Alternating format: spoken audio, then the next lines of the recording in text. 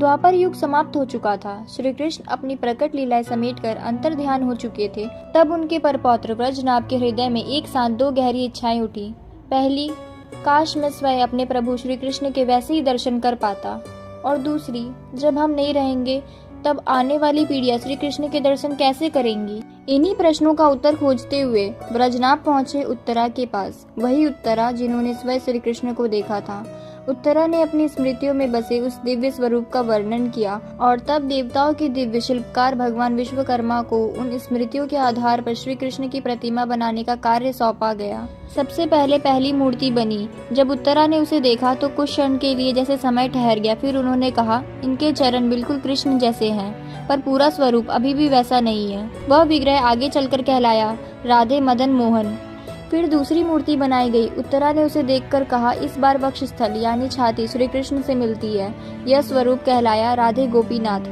फिर बनी तीसरी मूर्ति।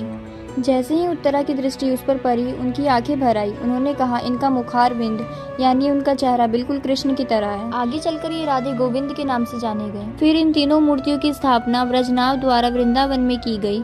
समय बीतता गया, शताब्दियां गुजरती रही, और फिर इतिहास ने एक कठिन मोड़ लिया। औरंगजेब के आक्रमणों के समय वृंदावन के मंदिरों पर संकट मंडराने लगा। तब भक्तों ने इन दिव्य विग्रहों को बचाने के लिए उन्हें वृंदावन से सुरक्षित निकालकर राजस्थान पहुंचा दिया। लेकिन कहानी यहीं समाप्त नहीं होती। आज भी जयपुर के श्री राधा गोपीनाथ जी के दर्शन करने वाले भक्त एक बात देखकर ठहर जाते हैं। भगवान के हाथ में बंधी हुई एक घड़ी, और इस घड़ी से जुड़ी है एक बेहद रोचक कथा। कहा जाता है कि ब्रिटिश काल में एक अंग्रेज अधिकारी को यह विश्वास नहीं था कि मंदिर के विग्रह में सचमुच में प्राण है। उसने भगवान की परीक्षा लेने की ठानी। उस अधिकारी के पास एक ऐसी घड़ी थी जो हाथों की नब्ज पर चलती थी।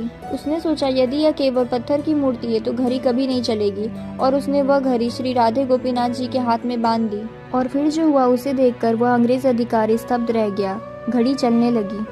तब से लेकर आज तक वो घड़ी श्री राधे गोपीनाथ जी के हाथ में बंधी हुई है। मान्यताओं के अनुसार अगर कोई भक्त तीनों विग्रहों के दर्शन सूर्योदय से लेकर सूर्यास्त तक एक ही दिन में कर लेता है तो ऐसा माना जाता है कि उसे श्री कृष्ण के पूर्ण स्वरूप के दर्शन हो गए हैं।